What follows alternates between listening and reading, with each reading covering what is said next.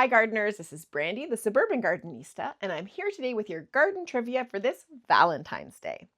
Your question for today is, which common garden vegetable was historically known as the love apple? And your options are A, the potato, B, the zucchini, C, the tomato, or D, the beet. Do you know what a love apple is?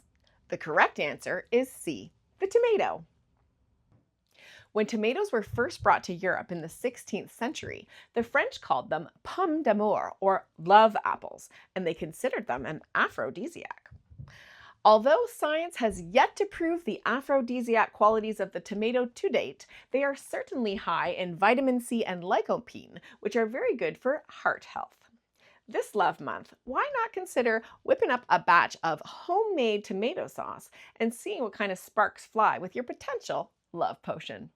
Happy Valentine's Day!